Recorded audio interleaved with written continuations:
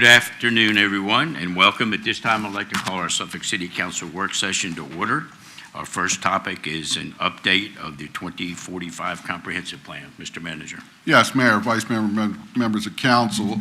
This afternoon's presentation will be an update on the 2045 Comprehensive Land Use Plan. Since your November 20th public hearing and, of course, subsequent discussions with Council, staff has made some amendments to the proposed plan, which we'll go over this evening. It's all based on comments received.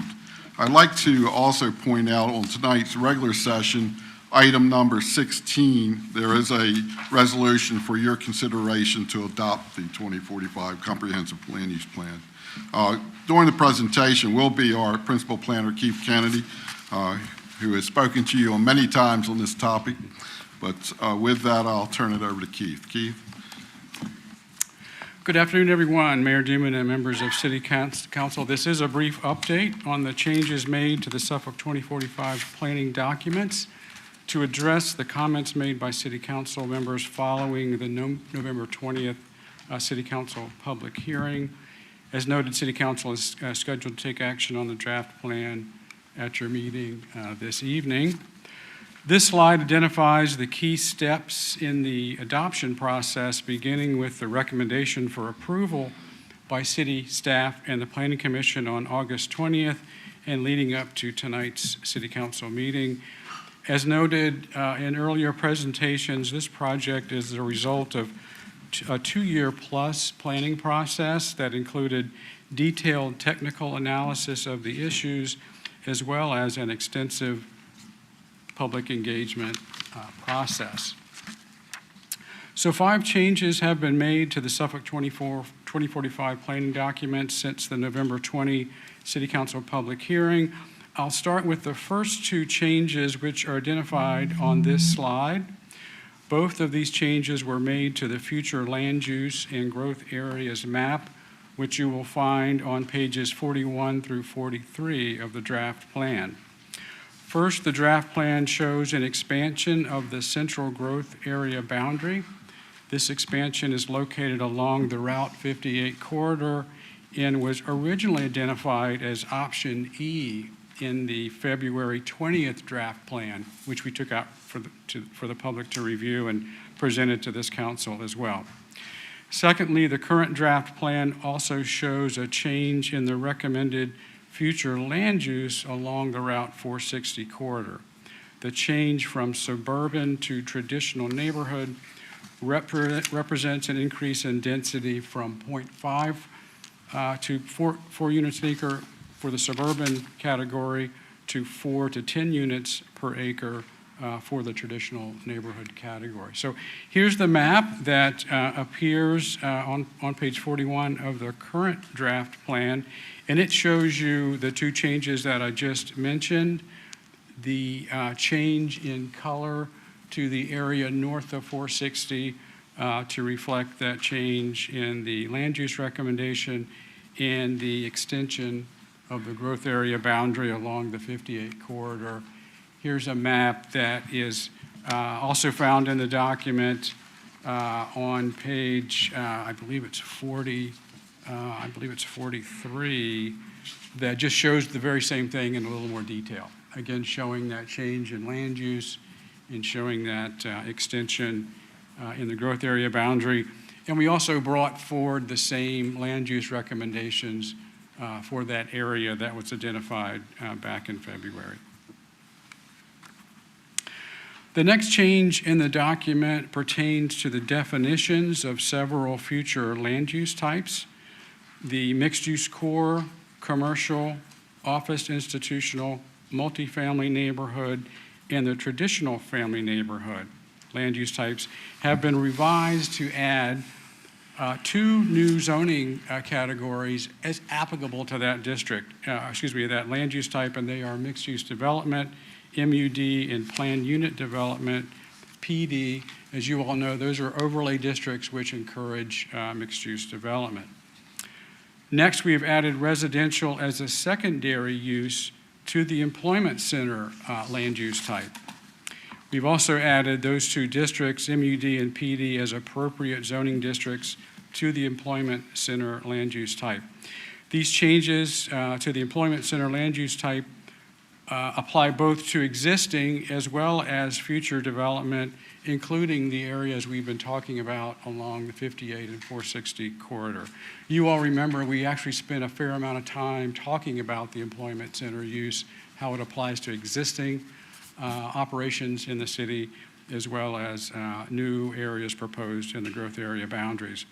Lastly, we added a new land use objective, L.2.5, to support the policy changes that we're making here. And these are policy changes to the future land use map, primarily to allow more options for residential development and, again, promote mixed-use development in those use categories. So this gets back to the conversation that we had publicly and with the Planning Commission and Council about how do we define those land use categories. The current plan has 6. We're proposing a dozen. And there's a constant sort of push and pull between how flexible do we want to be in those definitions. And this adds flexibility, essentially, to what you all considered back in November. These changes, again, are you find them in the document on page 44 and 45. That's the land use table. And on the map pages, as well as in the more detailed descriptions of those land use types that you find on page 46 through 63. Changes 4 and 5 to the Suffolk 2045 documents are identified on this slide. A more detailed description of existing land use and development in the Suffolk Peninsula portion of the Northern Growth Area has been provided. This essentially acknowledges the existing single-family character in that part of the city that we recognize on page 9 and page 24 of the draft plan. So again, not a new policy direction, but more of an accurate description of what you find in those neighborhoods today. We've also provided an update on some of the transportation data found in Chapter 4 of the draft plan, as well as the supporting transportation data around existing conditions in the appendix. This update includes traffic volume, traffic congestion, traffic safety, and as I think we've discussed with you all before, given the amount of time that this update took, some of that data became a little dated. So we've gone back in and updated it in many cases by 2 years, 2022 to 2024. So that you'll find in the document as well. Again, important information to have in there, but not a change in the policy recommendations of the plan. So those are the 5 recommendations that you all have seen and we've published online and made available. Finally, there's one more recommendation that City Council has recommended since the publication of that material under the December 6, 2024 date. This change identified a reduction in the Northern Growth Area boundary that would exclude the village commercial, the VC zoning district portion of the Hobson community that's currently located in the growth area boundary. So you'll see on this map at the lower left of the slide an area that says VC. That's zone village commercial, and it's part of that Hobson Village that you find in that part of the city. City Council has asked us, and we've recommended a reduction in that boundary to essentially remove that area from the growth area boundary. So that portion of Hobson would join the other portion of Hobson, which is also zone VC, and no longer be part of the growth area boundary. So that side is shown here. I'm calling this Exhibit A, and City Council would need to reference this change in your motion this evening to take action on the draft plan. So, Mr. Mayor, that concludes my presentation for this afternoon. I'm happy to stand by for any questions that you may have. Okay, thank you, Mr. Kennedy. Council, questions or comments? Oh, quiet. Okay, we got a quiet crowd tonight. I guess I'll interject a little something. I am very pleased with the changes to the comp plan.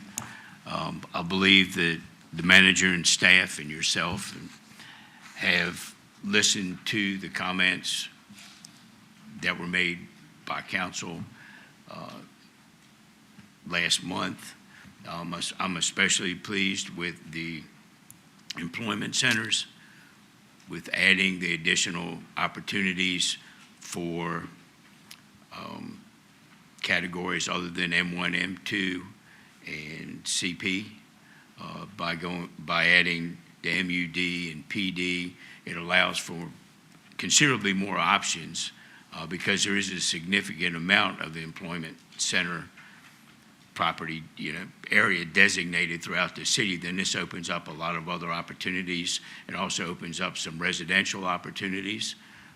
The difference in the density will afford us the opportunity to provide some workforce housing to go along with those employment centers.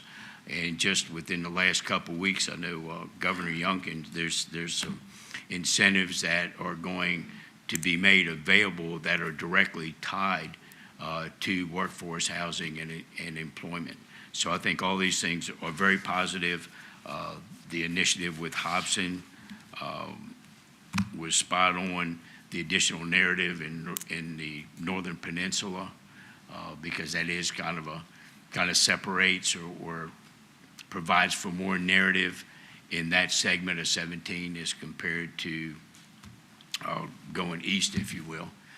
So once again, I'm very pleased with what we've been able to do, and I look forward to further discussion when it comes up for consideration. Is item number 16, and I know this is a work session, but I'm going to go ahead and mention this now because I know it's come up over the last few days. Item 16 does provide for consideration of the comprehensive plan. However, the public hearing was closed, so there is not an opportunity for additional public speakers. It's not unlike process we've been through on numerous occasions over the last several years. The process and procedure, I've checked with our city attorney in regards to section 15.2-2204 of the city code, also specifies that public hearing is not necessary. And I have gone one step further, which you don't notice. I called VML and spoke to their legal counsel also from the state perspective, and they concurred with our city attorney's opinion on that. So I just wanted to get it out early so there's no confusion during regular session. And once again, okay, we do have Councilmember Butler Barlow. Thank you, Mayor. Keith, I just had one point of clarification.